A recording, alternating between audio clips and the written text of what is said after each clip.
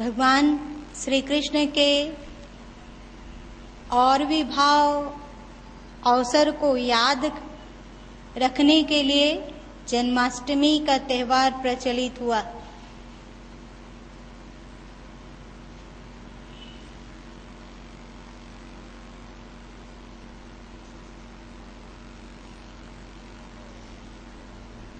श्री कृष्ण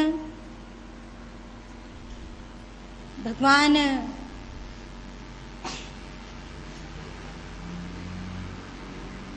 विष्णु के अवतार माने जाते हैं।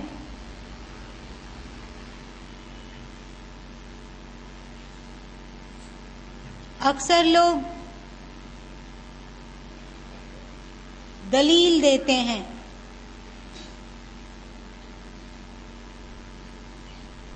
कि परमात्मा कैसा है।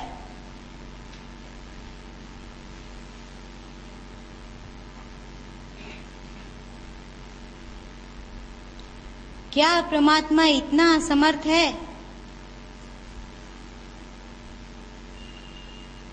कि उसे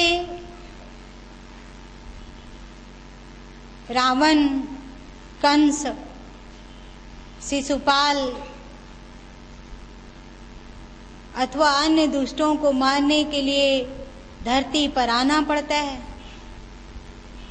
जो परमात्मा अपनी इच्छा मात्र से सकल सृष्टि की रचना करता है, सकल सृष्टि, सकल ब्रह्मांड का पालन पोषण करता है, सकल सृष्टि और सकल ब्रह्मांड का संहार करता है, वह परमात्मा इतना अधिक कमजोर और लाचार कैसे, जो उन्हें कुछ लोगों को मारने के लिए धरती पर आना पड़ता है? बात तो सही है,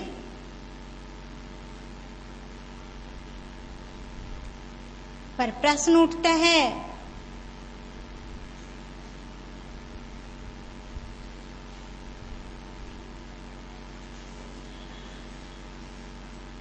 कि क्या परमात्मा अथवा परमात्मा की शक्ति केवल दुष्टों का संहार करने के लिए धरती पे आते हैं? नहीं, प्रभु की शक्ति अथवा प्रभु का अवतरण संसार में दुष्टों का संहार तो एक बहुत ही छोटा पहलू है, जो बिना आए हुए भी हो सकता है। केवल इच्छा करने मात्र से बड़े बड़े हिमालय के स्थान पे सागर इतनी गहराई आ सकती है और सागर में हिमालय पैदा हो सकता है। उनकी इच्छा, उनके भृगु विलास मात्र से कोटि कोटि सृष्टियों का सृजन होता है और कोटि कोटि सृष्टियों का विलयन होता है। तो फिर उनकी शक्ति, उनकी सत्ता अथवा वे विशिष्ट रूप धारण करके धरती पर क्यों आते हैं भला?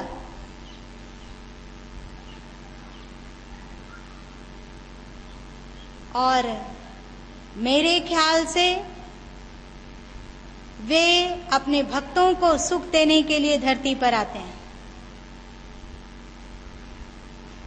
और दूसरी बात,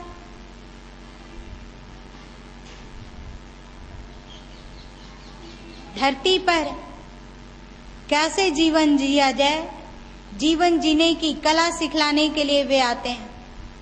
अपने जीवन में वे कैसे जिए, कैसे परिस्थितियों का सामना किए, उनका विचार, उनका आचार, उनका चिंतन, उनका आचरण क्या रहा, उनका सोचने का तरीका क्या था, परिस्थितियों को देखने का नजरिया क्या था, जीने की विधि क्या थी, यह महत्वपूर्ण है। और वस्तुतः भगवान तो सर्वव्यापी और निराकार हैं। परंतु निराकार होते हुए भी सर्वसमर्थ हैं। वह प्रभु, वह सर्वव्यापी सत्ता, वह अकाल अखंड पुरुष कितना प्रेमिल है, कितना दयालु है, किस तरह अपने भक्तों से प्यार करता है, किस तरह अपने भक्तों के वश में हो जाता है। इसको जगजाहिर करने के लिए उन्हें आकृति का आश्रय लेना होता है। सबरी का उदाहरण से हम भगवान की दयालुता देखते हैं। सुदामा, विदुर की पत्नी इत्यादि के द्वारा हम भगवान की कृपा को देखते हैं। अर्जुन जब शरण में आया तो उनके भीतर कितनी शरणागत वत्सलता है कि वे उद्धव को श्रीमद् भागवत महापुराण में कहें कि उद्धव, मुझे अपने प्राणों से बढ़कर और लक्ष्मी से भी बढ़कर अर्जुन प्रिय हैं। और वो प्रभु जो तीनों लोक का स्वामी है, तीन लोक क्या, वो तो तीन लोक, 14 भुवन, अतल वितल सुतल महातल अथवा जो भी ब्रह्मांड है, समस्त ब्रह्मांड के वे स्वामी हैं, मालिक हैं। फिर भी भक्त वत्सलता के कारण अर्जुन के सारथी बन जाते हैं। अगर वे आकृति का आधार नहीं लेते तो हम लोग कैसे जानते कि भगवान कैसे हैं, उनका दिल कैसा है, अथवा अपने प्रेमियों के प्रति उनका नजरिया कैसा है।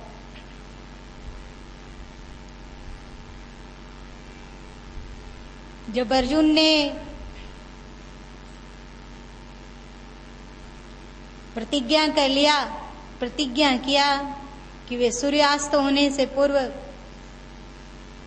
जयदत्त का वध कर देंगे और अगर नहीं कर सके तो जीवित ही अग्नि में समा जाएंगे, मतलब जीवित ही चिता में जल मरेंगे।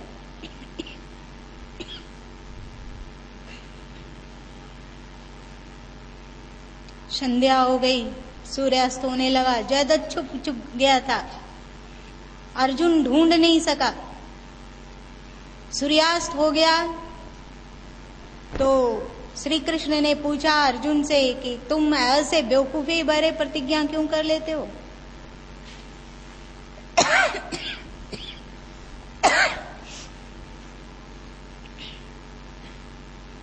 अर्जुन ने कहा कि मैं अपने भरोसे थोड़ी प्रतिज्ञा करता हूं, आपका भरोसा है, आपका साथ है,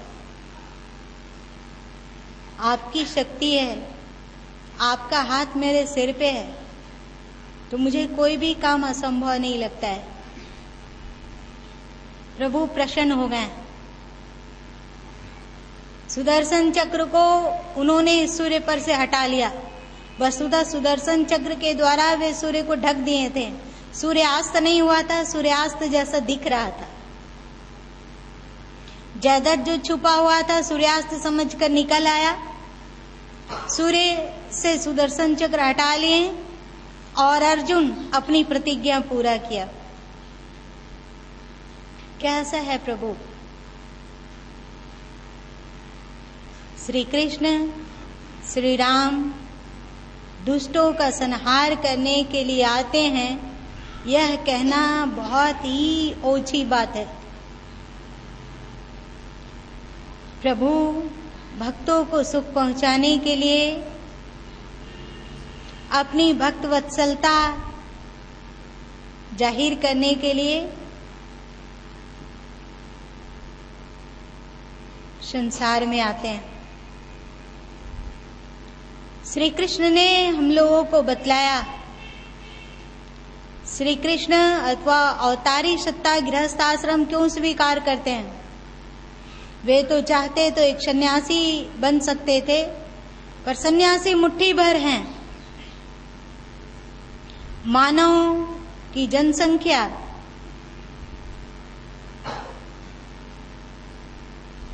अगर 5 खरब होगी तो ज्यादा से ज्यादा 10-20 करोड़ लोग संत होंगे, बाकी तो सभी मनुष्य गृहस्थी हैं। और संत तो स्वयं ही भक्ति के रस में डूबे हुए हैं, उन्हें किसी प्रमाण की आवश्यकता नहीं है। परंतु जो गृहस्थ अपने आप को रचा पचा हुआ समझता है और सोचता है कि वह गृहस्थ जीवन में है, उसका उद्धार नहीं हो सकता, उसका जीवन केवल कमाने खाने और दुनियादारी निभाने के लिए ही है, इसके अतिरिक्त वह कुछ नहीं कर सकता, वह लाचार है, बेबस है। इस भ्रम का खंडन करने के लिए अवतारी सत्ता गृहस्थ जीवन को स्वीकार करते हैं। और फिर एक बात और आप देखोगे कि चाहे कृष्ण का जीवन रहा हो, चाहे राम का जीवन रहा हो, परेशानियों, प्रतिकूलताओं और व्यवधानों, विघ्नों से भरा हुआ है। इसके द्वारा वे आपको बताना चाहते हैं कि देखो, हमारे भी जीवन में इतने विघ्न थे, इतनी विपत्तियां, इतनी प्रतिकूल परिस्थितियां, फिर भी हर प्रतिकूल परिस्थितियों में के रहते हुए भी ज्ञान में स्थित रहा जा सकता है, आत्म स्थित हुआ जा सकता है, हर स्थिति में प्रसन्न रहा जा सकता है। वैसे ही आप सब भी गृहस्थ हुआ तो क्या हुआ, आप सब भी गृहस्थ आश्रम में रहते हुए भी हर परिस्थिति में प्रसन्न रह सकते हो, हर परिस्थिति में आत्म स्थित रह सकते हो। कृष्ण के जीवन को देखो, कृष्ण पूर्ण ज्ञानी हैं।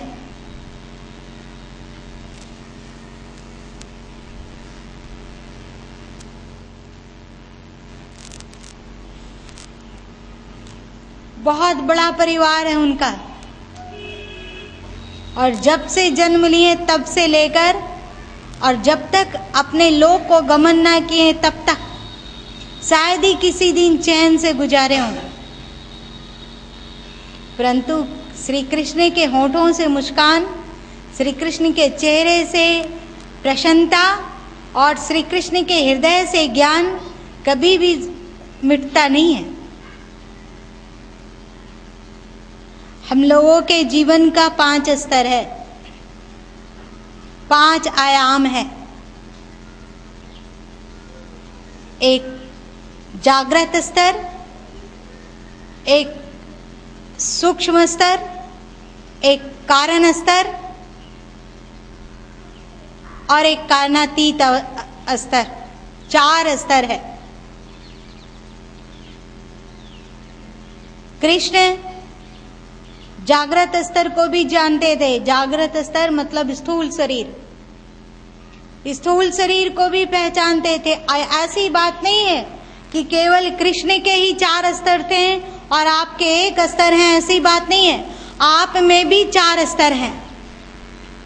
स्थूल स्तर, ये जो काय कलेवर देख रहे हो, ये आपका बहुत ही मोटा मोटी पहचान है।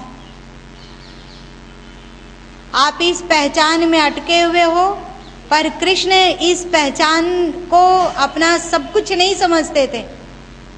ध्यान देना, कृष्ण अपने स्थूल काय कलेवर को ही सब कुछ नहीं समझते थे।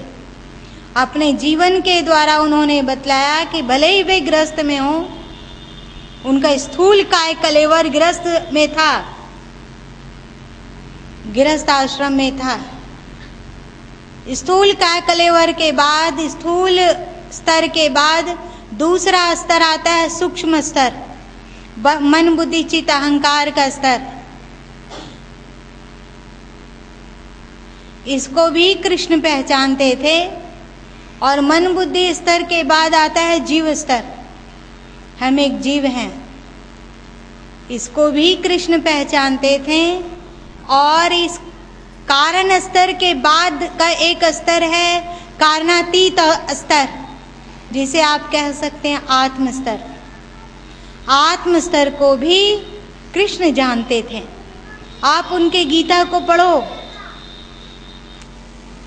स्थूल शरीर के द्वारा स्थूल जगत का जो व्यवहार है वे सब कुछ करते हैं, परंतु स्थूल जगत के लिए वे अपने सूक्ष्म कारण और कारणातीत स्तर को स्थूल जगत में डुबो नहीं देते हैं।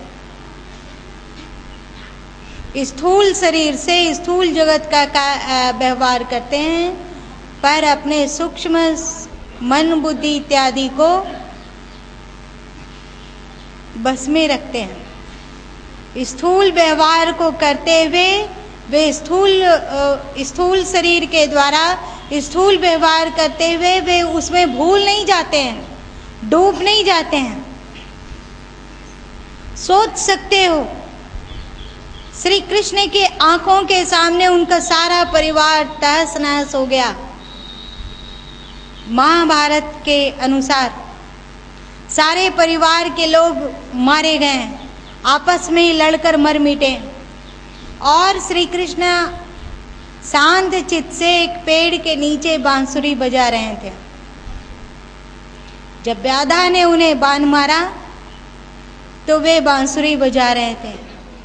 चित्त शांत था। चित्त शांत होने का तात्पर्य है न हर्ष था न विषाद था, न खुशी थी न गम था। स्थूल शरीर के द्वारा वे स्थूल जगत का पूरा व्यवहार जो भी कर्तव्य का मांग है सब करते हैं, पर स्थूल जगत में अपने मन बुद्धि, अपने सूक्ष्म स्तर को, मन बुद्धि को डुबा नहीं देते हैं। स्थूल शरीर से कार्य करो, सूक्ष्म शरीर को संभाले रहो, पकड़े रहो। उन्होंने सिखलाया कि स्थूल शरीर से स्थूल जगत का कार्य करो, सूक्ष्म शरीर पर अपना बस रखो, कंट्रोल रखो। स्थूल व्यवहार में तुम्हारा सूक्ष्म शरीर गोता ना लगा दे। अगर सूक्ष्म शरीर स्थूल व्यवहार में गोता लगा दिया तो तुम अज्ञानी हो। ज्ञानी और अज्ञानी की पहचान क्या है? ज्ञानी और अज्ञानी के बीच फर्क एक बहुत ही बारीक पारदर्शी दीवार से होता है। ज्ञानी भी आपकी तरह ही जीते हैं, श्वास लेते हैं, खाते पीते हैं, बूढ़े होते हैं, रोगी होते हैं, मर जाते हैं। और एक अज्ञानी भी खाता पीता है, जीता है, व्यवहार करता है, बूढ़ा होता है, रोगी होता है और मर जाता है। फिर ज्ञानी और अज्ञानी में अंतर क्या है? ज्ञानी और अज्ञानी में यही अंतर है कि ज्ञानी स्थूल शरीर से तो स्थूल जगत का सारा व्यवहार करता है, पर सूक्ष्म शरीर को स्थूल जगत में डूबने नहीं देता है।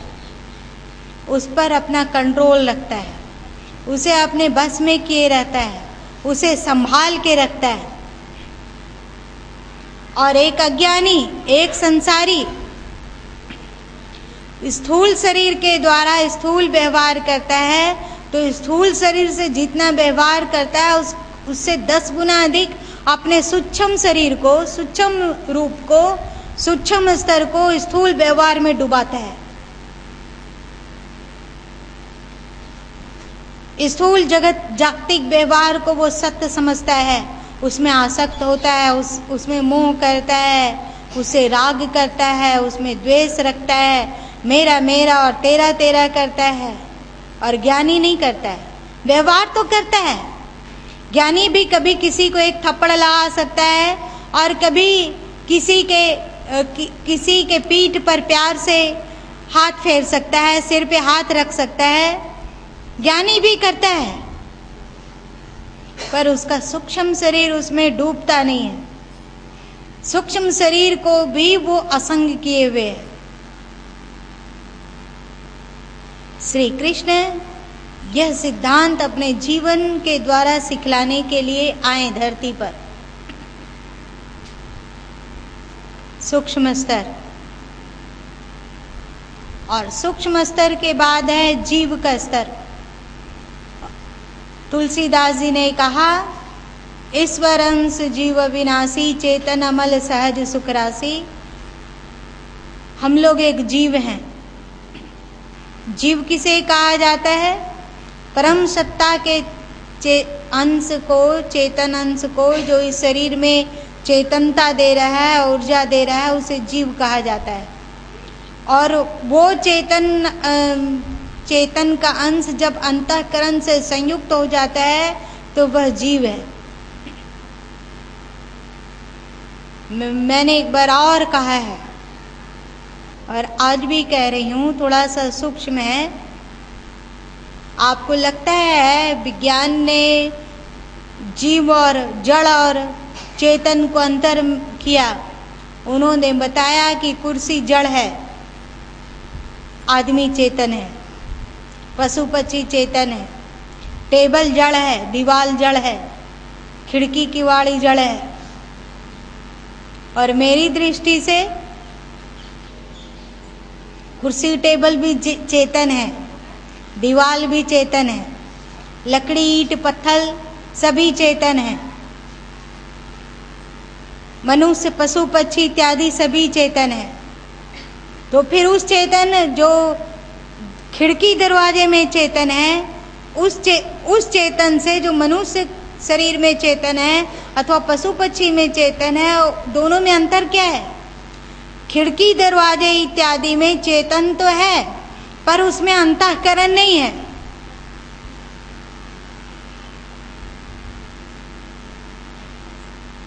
चेतन कान के सहयोग से सुनता है, कान नहीं सुनता है। याद रख लेना, कान नहीं सुनता है, कान एक यंत्र है। कान के सहयोग से चेतन सुनता है। आंखों के द्वारा वो देखता है, मन बुद्धि इत्यादि के द्वारा संकल्प विकल्प करता है। ईंट पत्थर कुर्सी टेबल इत्यादि में अंतःकरण नहीं है, इसलिए उसमें चेतन तो है पर जीव नहीं है। और आप में चेतन है और जीव भी है। जीव किसे कहा जाता है? जो अंतःकरण से संयुक्त हो जाए, अंतःकरण विशिष्ट चेतन अंश को जीव कहा जाता है। तो श्री कृष्ण ने बतलाया कि माम मनस जीव लोक, जीव भूता सनातना, मेरा ही अंश जीव है।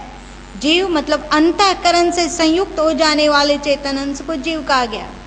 तो श्री कृष्ण ने बताया कि ऐ मानव, तू अपने स्थूल काय कलेवर को भी पहचान, अपने सूक्ष्म काय कलेवर को भी पहचान, कारण काय कलेवर को भी पहचान और कारणातीत काय कलेवर को भी पहचान। आप अज्ञानी की तरह केवल स्थूल को ही सब कुछ समझ रहे हो, और जब तक स्थूल को ही समझे हुए हो तब तक स्थूल का सुख दुख, स्थूल का लाभ हानि हम सबको, आप सबको विचलित करता है और हम अज्ञानी होते हैं और दुखी सुखी होते हैं और बार बार आवागमन में भटकते हैं। हम लोगों का उद्धार नहीं होता, हम लोगों को शांति नहीं मिलती। और श्री कृष्ण ने बताया, ज्ञानम लब्ध्वाम पराम शांतिम चिरेनाधि गच्छति, ज्ञान को प्राप्त कर लेने पर परम शांति की उपलब्धि हो जाती है। ज्ञान क्या है? ज्ञान यही है कि आप स्थूल काय कलेवर नहीं हो। ये आपका बहुत ही थोड़े दिन के लिए एक छोटा सा पहचान, छोटी सी पहचान है।